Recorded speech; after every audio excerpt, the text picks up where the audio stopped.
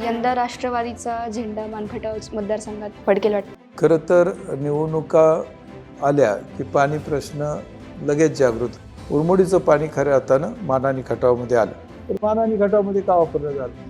विरोधकाचे जर लोक असतील तर त्यांच्या विरुद्ध निर्णय घ्यायला भाग पडतात. महाविकास आघाडीच्या काळामध्ये पवार साहेबांच्या सांगण्यावरून त्यावेळचे इरिगेशनचे चीफ इंजिनियर गुणाने साहेब आणि आम्ही एकत्र चर्चा केली. पवार साहेबांनी जयंत पाटील साहेबांना आदेश केले, हे 2.5 टीएमची पाणी मानानी खटावच्या 48 गावाला दिलं गेलं पाहिजे. तर मानखटावचं राजकारण जर बघितलं तर एका बाजूला 2 भाऊ आहेत जे एकमेकाविरुद्ध उभा आहेत आणि एका बाजूला तुम्ही लास्ट टाइमला निवडणुकीसाठी तुम्ही 29 मतांनी फक्त पिछाड झाले. राष्ट्रवादी काँग्रेस पक्षाला आणि मला त्या ठिकाणी यश मिळेल आणि इथं चांगलं काम करायची संधी मिळेल.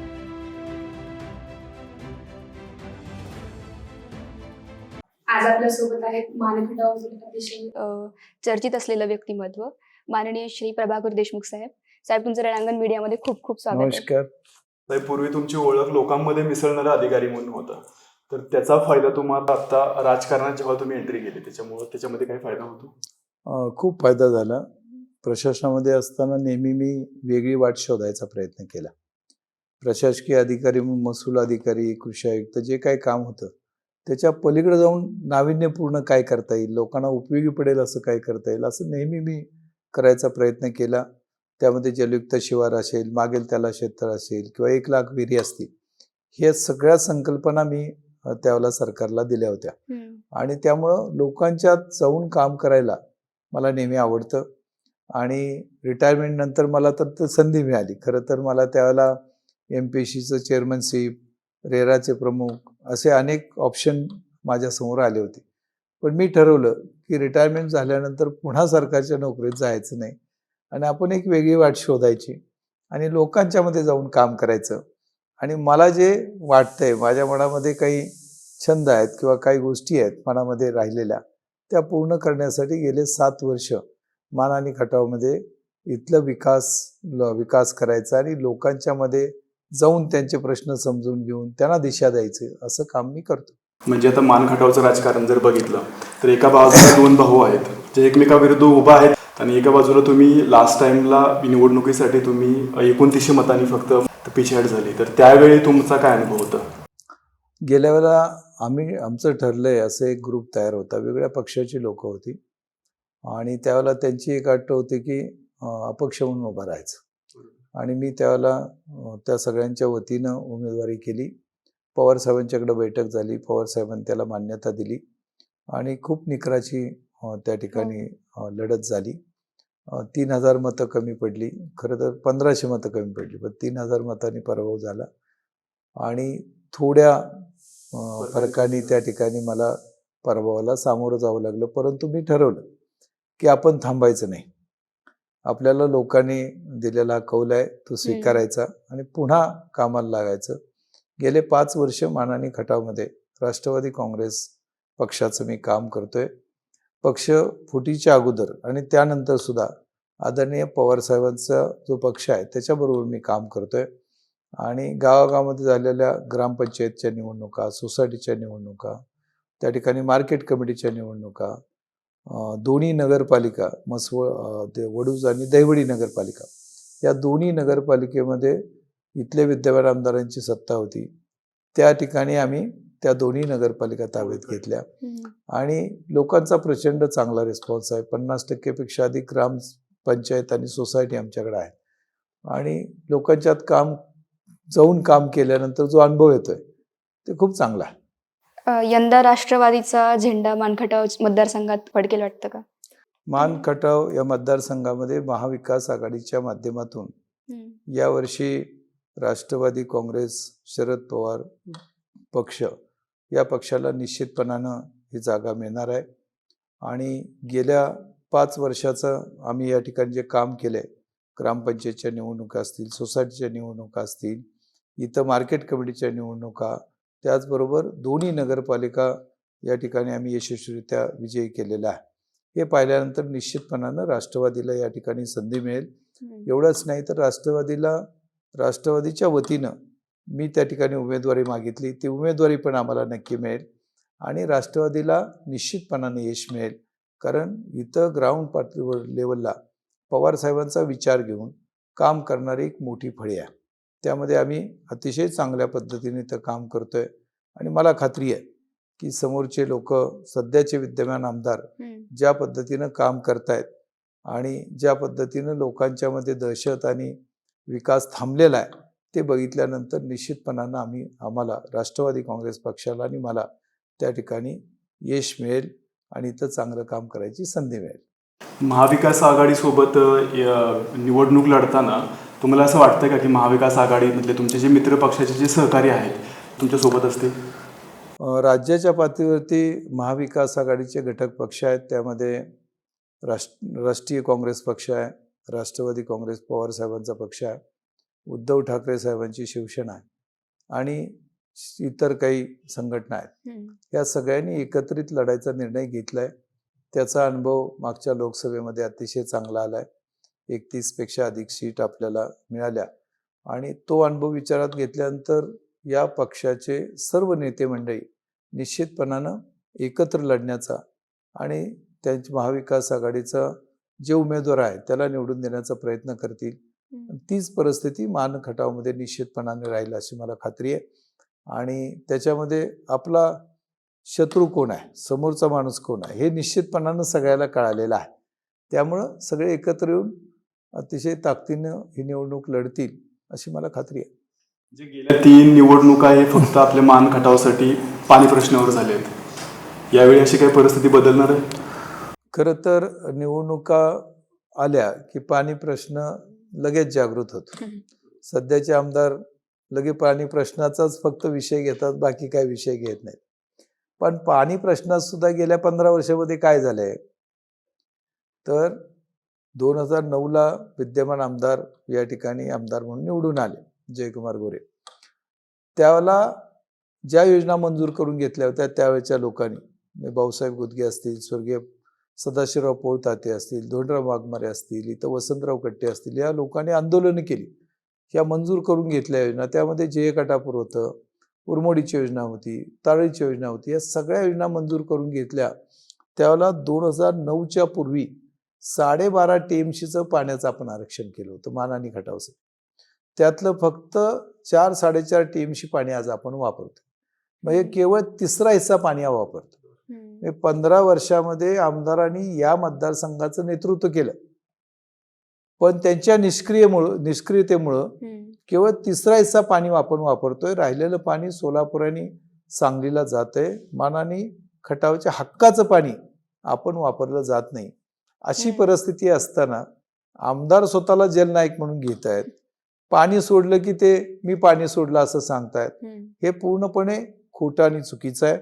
खरं तर ही योजना, उरमोडीची योजना झाली त्यानंतर अनेक वर्ष पाणी उरमोडीच्या धरणामध्ये पडून होतं. उरमोडीचा जोड कालवा आहे जो कनेर कालव्याला जोडला जातो, तो कालवा झालेला नव्हता. पवार साहेबांना मी तो प्रकल्प सांगितला की हा जोड कालवा झाला तर आपल्याला उरमोडी धरणातलं साठवलेलं पाणी प्रत्यक्ष कनेर कालव्याच्या माध्यमातून मान आणि खटावच्या दुष्काळ भागाला नेता येईल. पवार साहेबांनी त्यात पुढाकार घेतला. त्यावेळेचे आमदार आणि आत्ताचे विद्यमान आमदार शिवेंद्रराजे भोसले यांच्या त्या मतदारसंघातला तो विषय होता. तिथल्या लोकांनी विरोध केला होता. तो विरोध लोकांनी चर्चा करून पवार साहेबांनी तो विरोध घालवला, लोकांना संमती द्यायला सांगितली आणि मी त्यावेळेला विभागीय आयुक्त होतो आणि त्यावेळेला तो सगळा जोड कालवा, उरमोडीचा जोड कालवा केवळ 2 महिन्यामध्ये प्रशासनाने पूर्ण केला आणि उरमोडीचं पाणी, साठवलेलं पाणी खऱ्या अर्थानं कनेर कालव्याच्या माध्यमातून मान आणि खटावला मिळायला लागलं. ही वस्तुस्थिती आहे. पवार साहेब त्यावेळेला खासदार होते आणि त्यावेळेला उरमोडीचं पाणी खऱ्या अर्थानं मान आणि खटावमध्ये आलं. अनेक लोकांनी त्यासाठी संघर्ष केला होता. त्यामुळे पवार साहेबांनी उरमोडीचं पाणी मान आणि खटावमध्ये आणण्यासाठी, जयकटापूरचं पाणी मान आणि खटावमध्ये आणण्यासाठी मोठं योगदान दिलेलं आहे. त्यामुळं विद्यमान आमदारांनी माझ्यामुळं पाणी आलं असा जो डंगोरा पिटला जातोय ते वस्तुस्थितीला धरून नाही, लबाडी आहे त्याच्यामध्ये. गेल्या वर्षी जयकटापूरचं पाणी आम्ही आणणार असं सांगितलं, पाईपचं पूजन करण्यात आलं 19 सालामध्ये आणि असं सांगितलं की पुढच्या 6 महिन्यामध्ये इथं आम्ही पाणी आणू नाहीतर राजीनामा देईल.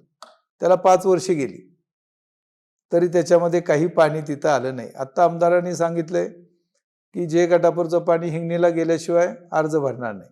अजूनही पाणी काही गेलेलं नाही. आत्ता सांगितलं की टेंबूचं पाणी त्या प्रकल्प मी राबवणार आहे. टेंबूचं पाणी खऱ्या अर्थानं पवार साहेबांच्यामुळं आरक्षित झालं. जयंत पाटील साहेब त्यावेळेला जलसंपदा मंत्री होते. त्यांनी 2.5 TMC पाणी मान आणि खटावमधल्या 48 गावासाठी आरक्षित केलं. तो प्रकल्प करण्यासाठी सर्व्यांनी एस्टिमेट करायला 5 कोटी रुपये कृष्णा खोरेनं उपलब्ध करून दिलं. त्याचं सर्व एस्टिमेट झालं. म्हणजे खऱ्या अर्थानं पाण्याचं आरक्षण 15 वर्षामध्ये आमदार देऊ शकले नाही. जे पवार साहेबांच्यामुळे जयंत पाटील साहेबांच्यामुळं महाविकास आघाडीच्या काळामध्ये दिलं गेलं आणि त्यामुळं आज त्या ठिकाणी योजना साकार होते. ती योजना साकार होत असताना पुन्हा त्या योजनेला तरतूद आहे का याची शहानिशा न करता पाईपचं पूजन जे 19 सालामध्ये जे गटापूरला झालं ते टेंबूचं परत पाईपचं पूजन चाललंय.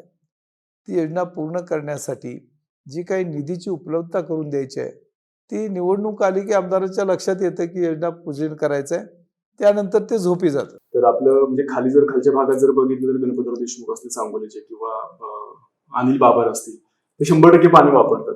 आपल्या इथं म्हणजे आपल्या भागामध्ये 27,500 हेक्टर क्षेत्र खरं तर भिजायला पाहिजे, जे की प्रत्यक्षात 9,500 हेक्टर क्षेत्र भिजले जाते. आता हे अपयश होणार. ही वस्तुस्थिती आकडेवारी आहे, इरिगेशन डिपार्टमेंटनं दिलेली आकडेवारी आहे की 27,000च्या अगेन्स्ट 9,500 हेक्टर भिजतंय. आणि हे अपयश इथल्या लोकप्रतिनिधीचं आमदारांचं आहे. कारण जर खानापूर तालुक्यामध्ये सांगोला तालुक्यामध्ये त्यांना दिलेलं हक्काचं पाणी 100% वापरलं जातंय तर मान आणि घाटामध्ये का वापरलं जात नाही? टेंबूचं पाणी इतके वर्ष त्यांना मिळते, दुष्काळी भाग आहे म्हणून. मान आणि घाटामध्ये मिळायला 15 वर्षे कशाला लागतात? त्यांनी यापूर्वीच का मंजूर करून घेतलं नाही. त्यामुळं इथल्या आमदाराची निष्क्रियता हे पाणी न वापरण्यासाठी कारणीभूत आहे आणि त्यामुळं इथल्या लोकांना पाणी मिळालं नाही. वस्तुस्थिती आहे. जे गटापूरचं पाणी आंधी धरणामध्ये सोडलं, आंधी धरण 65% भरलेलं होतं. त्यावेळेला प्रचंड दुष्काळ होता. ते पाणी मान नदीमध्ये सोडण्याची आवश्यकता होती, पण मान नदी कोरडीच राहिली. त्या ठिकाणी पाणी सोडलं, इव्हेंट झाला, बोटिंग झालं, मात्र नदीमध्ये काय पाणी सोडलं नाही. आंधळी धरण भरल्यानंतर पण पाणी खाली सोडलं गेलं. पाणी खाली सोडलं नाही. बाष्पीभवनानं पाणी निघून गेलं, पण लोक पाण्यासाठी टाहू फोडत होते, पाणी मागत होते की नदीमध्ये पाणी सोडा. पण ते एक थेंबी पाणी न सोडता त्या ठिकाणी लोकांची सगळी पिकं वाळून गेली, पण पाणी सोडलं नाही. म्हणजे लोकांचं अशा पद्धतीनं लोकप्रतिनिधित्व करणं आणि असा लोकप्रतिनिधी असणं हे खरं मान आणि खटावसाठी दुर्दैव आहे. त्या ठिकाणी येरळवाडीचं धरण आमच्याकडे आहे. त्या येरळवाडीच्या धरणामध्ये पाणी सोडावं असं त्यावेळेला प्रचंड मोठं आंदोलन राष्ट्रवादी काँग्रेस पक्ष, शेतकरी संघटना या सर्वांनी उभा केलं. शिवसेना त्याच्यामध्ये होती आणि लोकांनी सांगितलं की पाणी सोडा.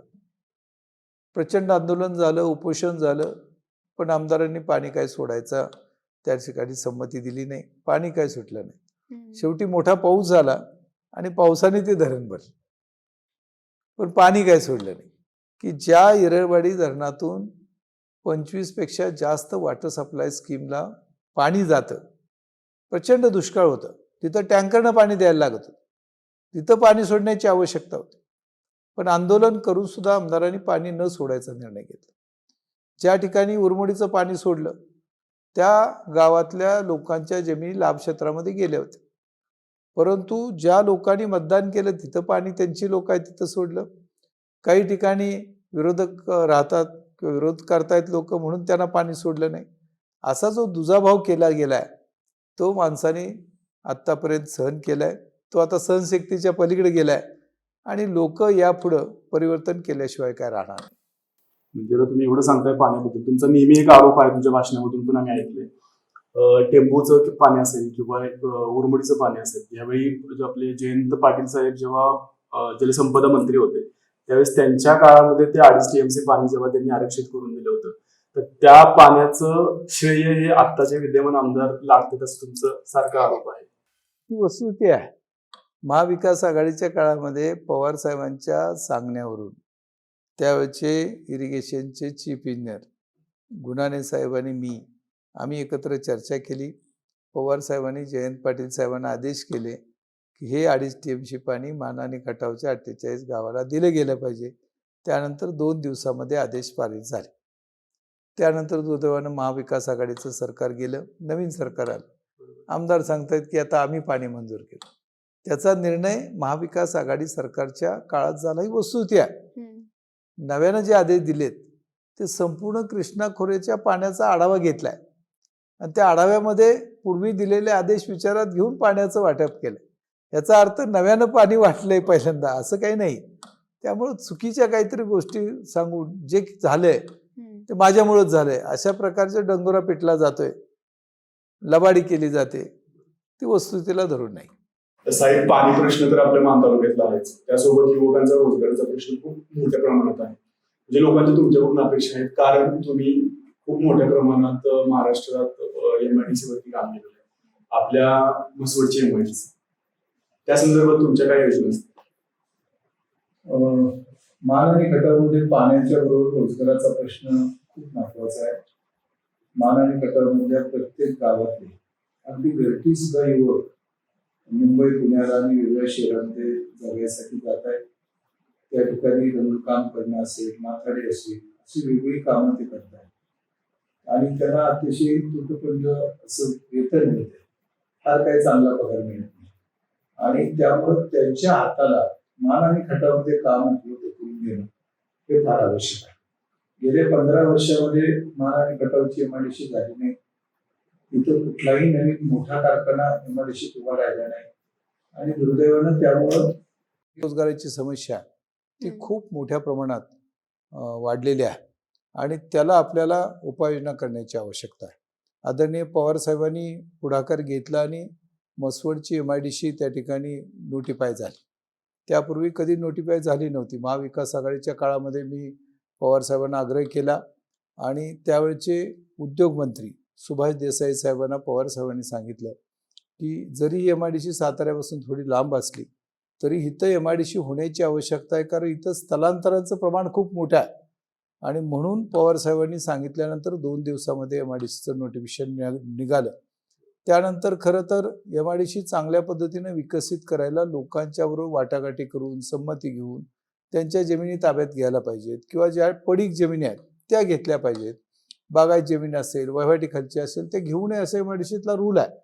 परंतु आत्ताच्या आमदारांनी जयकुमार गोरे यांनी ही MIDC ताब्यात घेत असताना शेतकऱ्यांच्या बरोबर कुठल्याही प्रकारची चर्चा केली नाही. प्रशासनाने ज्यावेळेला मोजणी करायचा निर्णय घेतला त्यावेळेला अनेक शेतकऱ्यांना नोटीस सुद्धा दिल्या नाही आणि मग त्यांच्या शेतामध्ये जात असताना लोकांनी तिथं विरोध केला.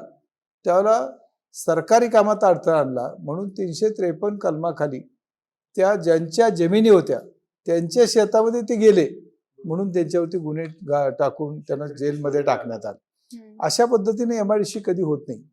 लोकांना जे इंडस्ट्री येणार आहे त्या इंडस्ट्रीला पीसफुल पोझिशन लागतं, शांततापूर्ण मार्गाने तिथं ताबा यायला लागतो.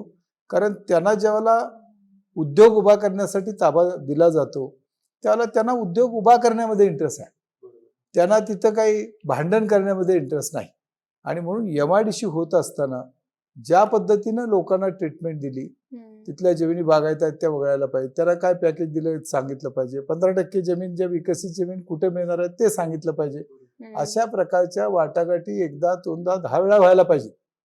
पण अशा कुठल्याही वाटाघाटी झाल्या नाहीत आणि एक चांगली संधी इथल्या युवकांना निर्माण होती, युवतीला निर्माण होती, युवतींना निर्माण होत होती, ती दुर्दैवाने या ठिकाणी आले नाही. गेल्या 15 वर्षामध्ये याच्यामध्ये कुठल्याही प्रकारचा पुढाकार जो घ्यायला पाहिजे इथल्या लोकप्रतिनिधी तो घेतला नाही, वस्तुस्थिती आहे. आणि म्हणून याच्यामध्ये बदल करायची आवश्यकता. मी ठरवलंय की MIDC नुसतं वानमध्ये नाही तर खटावमध्ये सुद्धा MIDC व्हायला पाहिजे आणि तिथं इथल्या तरुण तरुणींना आपल्याला स्किल डेव्हलपमेंटचे कोर्सेस उपलब्ध करून द्यायला पाहिजे. खूप महत्वाचं आहे.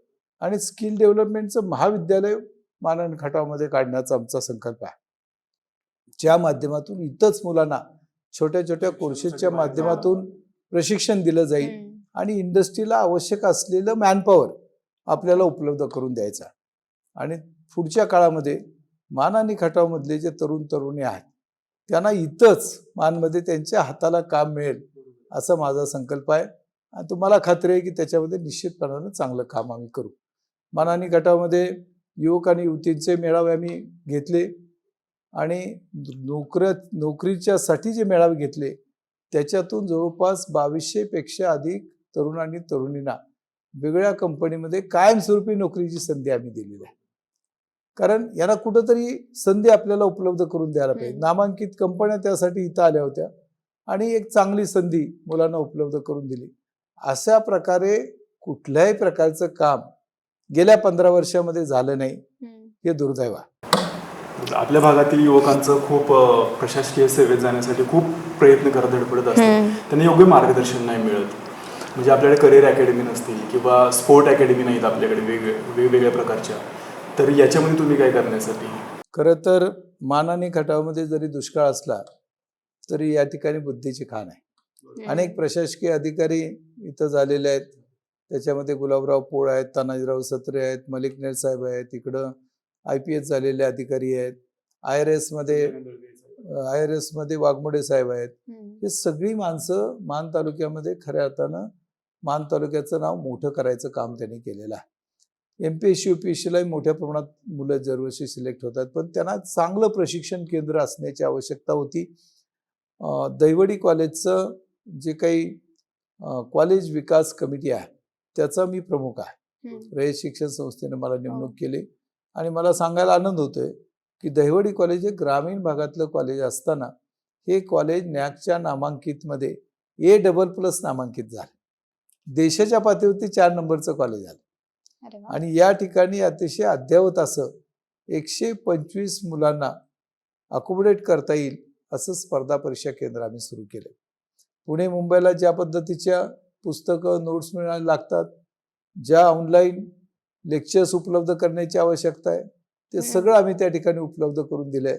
आणि माझा त्या ठिकाणी उद्देश आहे की जर वर्षी मान आणि खटावची या केंद्रातून किमान 50 तरी मुलं MPSC आणि UPSCला सिलेक्ट झाले पाहिजेत. यावर्षी जवळपास 15 मुलं आमची सिलेक्ट झालेली आहेत आणि एक चांगलं दालन त्या ठिकाणी उपलब्ध करून दिलं आहे. चांगल्या रूम आहेत, क्युबिकल केलेलं आहे, मुलांना सगळ्या नोट्स उपलब्ध करून दिलेल्या आहेत आणि सकाळी 6 ते रात्री 11 पर्यंत मुलं त्या ठिकाणी काम करतात. मी त्या केंद्राला भेट दिली. तिथल्या मुलींनी मला मागणी केली की मुलांना तुम्ही 12 पर्यंत बसायला परवानगी देताय, आम्हाला पण रात्री 12 पर्यंत बसायला परवानगी द्या. एवढं प्रचंड कष्ट करायची त्यांच्यामध्ये तयारी आहे. त्यांना आपण संधी उपलब्ध करून द्यायला पाहिजे. आणि मी ठरवलंय की इथल्या तरुणांनी तरुणींना त्यांची बुद्धिमत्ता विचारात घेऊन, त्यांची क्षमता विचारात घेऊन त्यांना योग्य अशी संधी उपलब्ध करून द्यायची. पोलीस भरती असेल, मिलिटरीची भरती असेल, मोठ्या संख्येनं मुलं इथून मुली त्या मिलिटरीमध्ये पोलीस भरतीमध्ये निवड होत असते. त्यांना जर आपण चालना दिली, त्यांना प्रशिक्षण दिलं, मॉक इंटरव्ह्यू आयोजित केल्या. पवार साहेबांनी एक राजेश शाहू अकॅडमी पुण्याला स्थापन केली. त्याचं मी तिथं काम पाहतो. MPSC आणि UPSCच्या मुलांच्या मॉक इंटरव्ह्यू घ्यायच्या, त्यांच्या परीक्षेची तयारी करायची, हे केंद्र काम करतं. आणि गेल्या 1 वर्षापूर्वी या केंद्रातून 123 मुलं ज्यांच्या मॉक इंटरव्ह्यू झाल्या होत्या, 123 मुलं क्लास 1 आणि क्लास 2ला सिलेक्ट झाली. म्हणजे आपल्या मान तालुक्यात तुम्ही बघत असाल युवकांचा प्रश्न तर झालाच आपला, तर शेतकऱ्यांचाही प्रश्न खूप आहे त्यांच्यावरती. म्हणजे मान तालुक्यात जेव्हा आम्ही लोकांशी संवाद साधले, बऱ्याच लोकांची, तेव्हा त्या लोकांचे तुमच्याकडून खूप अपेक्षा आहेत की हा माणूस आमच्यासाठी काहीतरी करेल. जसं की तुम्ही कृषी आयुक्त होतात त्यावेळेस तुम्ही महाराष्ट्रभर शेतकऱ्यांसाठी काम केलं. आता तुम्ही पर्टिक्युलर मान खटावसाठी काम करणार आहात. लोकांच्या खूप प्रचंड अपेक्षा आहात. कृषी आयुक्त असताना पवारसाहेब कृषी मंत्री होते. त्यावेळेला महाराष्ट्रामध्ये पाणलोट विकास कार्यक्रम राबवायचा होता आणि मान आणि खटावमध्ये सगळ्यात जास्त 200 कोटी रुपये आम्ही पाणलोटसाठी उपलब्ध करून दिले होते. त्यावेळेला पाणलोटची कामं झाली, माथा तो पायथा, अनेक बंधारे झाले आणि लोकांना पाण्याची सुविधा निर्माण झाली. त्याच काळामध्ये साखळी सिमेंट बंधाऱ्याची संकल्पना मान आणि खटावमध्ये राबवली होती. आणि म्हणून पाणलोटसाठी पवार साहेबांनी कृषी मंत्री असताना खूप मोठं योगदान मान आणि खटावसाठी दिलेलं आहे. त्याचबरोबर त्यानंतर सुद्धा पाणी फाउंडेशनचा जो कप झाला त्यावेळेला पवार साहेबांनी वेगळ्या फंडातून 6.5 कोटी रुपये मान आणि खटावमध्ये जे श्रमदान करून लोक पाणलोटचं काम करत होती त्यासाठी उपलब्ध करून दिलेला होता.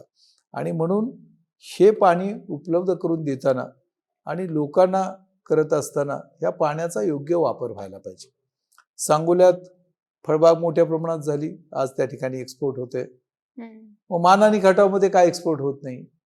मान आणि खटावमध्ये कोल्ड चेनची साखळी आपल्याला तयार करायची, मार्केटशी शेतकऱ्यांना लिंकअप करून द्यायचं आहे, मार्केटचा इंटेलिजन्स आहे तो शेतकऱ्यांना उपलब्ध करून द्यायचा आहे. आणि खऱ्या अर्थानं मान आणि खटाव हे फळबाग एक्सपोर्टचं सेंटर व्हायला पाहिजे असा माझा संकल्प आहे. यासाठी तुम्ही पुढाकार घेणार शेतकऱ्यांना? आणि निश्चितपणाने मी पुढाकार घेणार आहे. आज तुम्ही गेला तर सांगोल्यातून लाखो त्या ठिकाणी रकमेची, करोड रकमेची उलाढाल होती. ती उलाढाल मान खटावमधनं होईल. इथं अनेक शेतकरी डाळिंबाचे असतील, सीताफळाचे असतील, उत्कृष्ट बाग आहेत, तिथे एक्सपोर्ट पण एक्सपोर्ट केलं जातं. तर मग या ठिकाणी एक्सपोर्ट झोन झाला, एक साखळी, शीत साखळी तयार केली आणि प्रायमरी प्रोसेसिंग ज्याच्यामध्ये ग्रेडिंग, सॉर्टिंग आणि पॅकिंग हे जर चांगल्या पद्धतीने आपण करू शकलो तर निश्चितपणानं अधिकचे 4 पैसे शेतकऱ्याच्या हातामध्ये येतील आणि शेतकऱ्याचं जीवनमान सुधारायला मदत होईल. दुर्दैवाने गेल्या 15 वर्षामध्ये यामध्ये कुठल्याही प्रकारचं पुढाकार घेऊन एखादा सुद्धा प्रकल्प मान आणि खटावमध्ये झालेला नाही, ही वस्तुस्थिती आहे. शेतकऱ्यांच्या प्रश्नाबद्दल जर आपण बोलताना आपण बघतो म्हणजे शेतकऱ्यांचे कुठले दाखले काढणे असेल किंवा कुठल्या योजना असतील त्यासाठी बऱ्याचदा शेतकऱ्यांचे कंप्लेंट आहेत की मान तालुक्यामधून मोस्ट ऑफ द की अधिकारी लोक त्यांना सहकार्य करत नाहीत. खरं तर जी प्रशासकीय यंत्रणा आहे त्यांनी शेतकरी असतील, सर्वसामान्य माणसं असतील, त्यांना मदतीची भूमिका घ्यायला पाहिजे. तो कुठला पक्षाचा आहे याचा विचार करण्याची आवश्यकता नाही. पण इथले आमदार ती शासकीय यंत्रणा त्यांची खाजगी यंत्रणा या पद्धतीनं वागवतात, त्यांना दबाव देतात. काही निर्णय घ्यायचे असेल तर त्याच्यामध्ये विरोधकाचे जर लोक असतील तर त्यांच्या विरुद्ध निर्णय घ्यायला भाग पडतात. इथली पोलीस यंत्रणा आहे, तिला पण खोट्या केसेस दाखल केल्या जात असताना त्या दाखल करून घ्यायला भाग पाडतात. प्रचंड दबावाखाली ती यंत्रणा काम करते असं पाहायला मिळते. आणि एक दहशतीचं वातावरण, गुंडगिरीचं वातावरण इथं आपल्याला पाहायला मिळतंय, ज्याचा परिणाम लोकांचं जगणं मुश्किल झालं. लोकांना वाटतंय की आपण कशा पद्धतीनं पुढं आपल्याला वाटचाल करायची, कुठल्याही प्रकारचं जे एक वातावरण असतं बिझनेस करण्याचं, उद्योग करण्याचं, ते या ठिकाणी नाही आहे. आणि म्हणून जे निरपराध लोक आहेत, ज्यांचा कुठलाही त्यांनी गुन्हा केला नाही, अशा लोकांच्यावरती गुन्हे दाखल करायचे, त्यांना कुठंतरी अडकवायचं, त्यांना नामोहरम करायचं, अशा प्रकारचे दहशतीचं वातावरण आहे.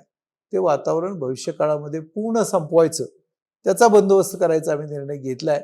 आणि मान आणि खटावची जनतेनं जे काही वर्षानुवर्ष जपलेली संस्कृती आहे, परंपरा आहे, ती आपल्याला पुढे न्यायची आहे.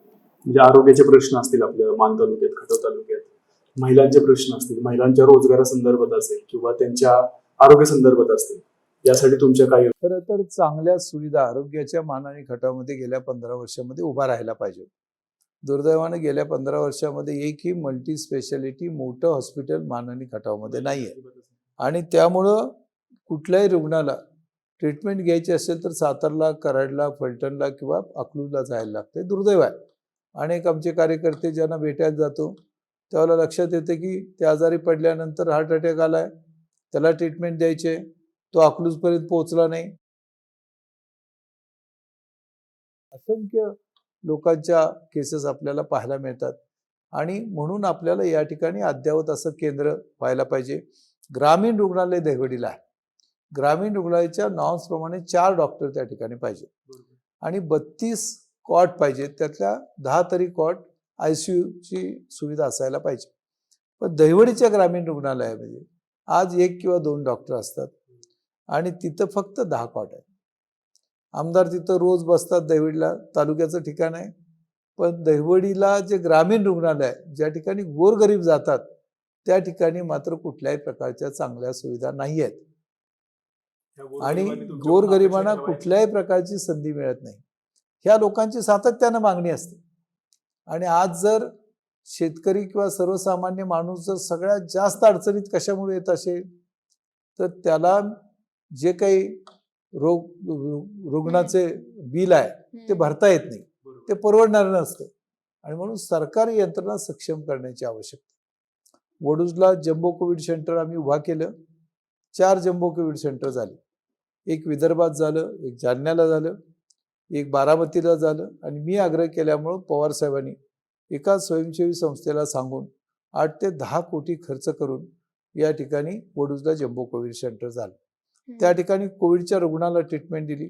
अनेक लोक कोविडच्या या रोगातून बरी झाली.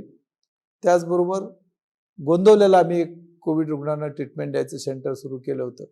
पण आमदारांनी काय केलं, तर आमदारांनी मायनीला त्यांचं कॉलेज आहे आणि तिथं ते केंद्र सुरू केलं. आणि तिथं काय झालं तुम्हाला माहिती आहे, लोक मार्चच्या अगोदर मयत झाली, एप्रिलमध्ये ॲडमिट झाली, पुन्हा त्याच्यावर ट्रीटमेंट झाली. म्हणजे मेलेली लोक जिवंत करण्याचं एक वेगळा उपक्रम आमदारांनी राबवला. त्याच्यावरती जो खर्च आहे तो सरकारकडून उकळला, त्यांच्या अकाउंटला जमा करून घेतला. आणि खऱ्या अर्थानं मानानी खटावला प्रचंड बदनामी आणि चेष्टेचा विषय झालेला आहे. लोक म्हणतात की असं कसं होईल झालं. आम्ही म्हणतो मानन खटावमध्ये काही होतंय, आमदारांना जे वाटेल ते काही घडतंय. आणि त्याचाच परिपाक म्हणून मयत झालेल्या माणसाबरोबर आमदारांनी ॲग्रीमेंट केलं. 16ला मयत झालाय, 20ला ॲग्रीमेंट केलं. त्याच्यावरती टाउन प्लॅनिंगची मंजुरी घेतली, त्याच्यावरती येणे परमिशन घेतली, त्यांच्या सहीनी पत्र दिले की मंजुरी द्यावी आणि आम्ही असं ॲग्रीमेंट केलं. तर मेलेल्या माणसाबरोबर कसं ॲग्रीमेंट होईल. पण ती किमया मानाने खटावमध्येच होती. असले लोकप्रतिनिधी आहेत, लोक कंटाळलेले आहेत, त्यांची दहशत, इथं लोकांना जगणं मुश्किल केलंय. अनेक लोकांच्यावरती खटले दाखल झालेत, मोठ्या प्रमाणात हद्दपारीच्या केसेस झालेल्या आहेत आणि तरुणांचे आयुष्य उद्ध्वस्त होत आहेत. हे चित्र अतिशय विदारक आहे. आणि म्हणून या परिस्थितीत बदल करण्याची आवश्यकता आहे. तो बदल करण्याचा निर्णय इथल्या जनतेने घेतलाय. आणि म्हणून यावेळेला निवडणुकीमध्ये आपल्याला परिवर्तन झालेलं निश्चितपणे पाहायला मिळेल. मान खटावसाठी जर तुम्हाला उमेदवारी मिळतेच आता आहे, तर तुमचं मान खटावसाठी विजन काय असेल? मान आणि खटावमध्ये अनेक वर्ष ज्या सुविधा निर्माण झाल्या नाहीत त्या उपलब्ध करून द्यायचा. माझा सगळ्यात आवडता विषय शिक्षण आहे. जिल्हा परिषदच्या शाळा आहेत जिथं गोरगरिबांची मुलं शिकतात, त्या शाळेमध्ये गुणवत्तापूर्ण शिक्षण मिळालं पाहिजे. आणि जिल्हा परिषदच्या शाळा खऱ्या अर्थानं खाजगी शाळेपेक्षा चांगल्या व्हायला पाहिजेत. त्यासाठी शिक्षक, पालक सगळ्यांना बरोबर घेऊन सगळ्यांच्या संमतीने एक कार्यक्रम तयार करून ह्या शाळा मला चांगल्या करायच्या आहेत, ज्या ठिकाणी गोरगरिबांच्या मुलांना गुणवत्तेचं शिक्षण दिलं जाईल. त्याचबरोबर बेरोजगारीचा मोठा प्रश्न आहे. MIDCच्या माध्यमातून इतर काही योजना आहेत, त्या माध्यमातून इथल्या युवकांनी युवतींना प्रशिक्षण देऊन, स्किल डेव्हलपमेंटचं प्रशिक्षण देऊन त्यांच्या हाताला काम उपलब्ध करून दिलं. नोकरीच्या माध्यमातून, व्यवसायाच्या माध्यमातून, उद्योगाच्या माध्यमातून. तर मान आणि खटावमध्ये मोठा बदल आपल्याला भविष्य काळामध्ये पाहायला मिळेल. पाणी आता यायला लागलंय. ते पाणी येत असताना वॉटर ग्रीड तयार करायची. संपूर्ण जे कटापूर असेल, उरमुडे असेल, ताळीचं पाणी येतंय, टेंबूचं आता पाणी येणार आहे, त्याचं वॉटर ग्रीड करून संपूर्ण तालुक्यामध्ये जिथं जिथं लोक पाण्याची मागणी करतायत त्या ठिकाणी वॉटर ग्रीडच्या माध्यमातून पाणी गेलं पाहिजे. तिथं गाव तलाव, पाझर तलाव, बंधारे हे एकमेकाला चेननी जोडले गेले पाहिजेत. आणि एक ठराविक कालावधीमध्ये पुढच्या 5 वर्षामध्ये हे प्रकल्प 100% पूर्ण करायला पाहिजे. इतर तालुक्यात ते होतंय, खानापूरला होतंय, सांगोल्याला होतंय, मग मान खटावमध्ये का होत नाही. तो पूर्ण करायचे आणि इथल्या लोकांना पाणी उपलब्ध करून द्यायचे. त्या माध्यमातून फळबागाचा तालुका भविष्य काळामध्ये हा व्हायला पाहिजे, एक्सपोर्ट झोन व्हायला पाहिजे. आणि आत्ता जे उत्पन्न मिळते त्यापेक्षा अधिकचे 4 पैसे शेतकऱ्यांच्या, शेतमजुरांच्या हातामध्ये आले तर मान तालुक्यामध्ये जे समृद्धी निर्माण होईल ते समृद्धी निर्माण करण्याचा आमचा संकल्प आहे. माझा शेवटचा प्रश्न आहे की मान खटाव मतदारसंघातील लोकांना तुम्ही काय सांगाल, काय आव्हान द्याल? मान खटावमधील लोकांना निश्चितपणाने मी सांगेल की गेले 15 वर्ष तुम्ही खूप सहन केले. जो विकास व्हायला पाहिजे त्यासाठी जो वेळ द्यायला पाहिजे 15 वर्ष, तो वेळ इथल्या लोकप्रतिनिधी दिलेला नाही. आणि त्यामुळं पाण्याची जी उपलब्धता आहे ती उपलब्धता झालेली नाही. वेगाने योजना पूर्ण झालेल्या नाहीत. एकही मल्टी स्पेशालिटी हॉस्पिटल मानमध्ये आलं नाही. एकही नव्यानं कॉलेज, टेक्निकल कॉलेज मान आणि खटावमध्ये आलेलं नाही. क्रीडा संकुल माननी खटावमध्ये भ्रष्टाचारामध्ये अडकलेला आहे. हम्म. हे सगळं उपलब्ध करून देऊन विकासाची प्रक्रिया गतिमान करण्याचा आणि त्या सेवा सुविधा लोकांना उपलब्ध करून देण्यासाठी प्रामाणिकपणे प्रयत्न करून सेवा करण्याचा माझा संकल्प आहे. मला खात्री आहे की मला निश्चितपणाने लोक ती संधी देतील. नक्कीच. तुम्ही सध्या राजकारणाची एवढी रणधुमाळी विधानसभांच्या निवडणुका आल्यात तरी सुद्धा रणांगणसाठी एवढा वेळात वेळ काढून आमच्याशी इतक्या छान गप्पा मारल्या. तुमचे प्रश्न असतील किंवा तुमचे मुद्दे जनतेसमोर मानखटाव मतदारसंघातील लोकांसमोर मांडले त्याबद्दल टीम रणांगण तुमची खूप खूप आभारी आहे. थँक्यू. धन्यवाद.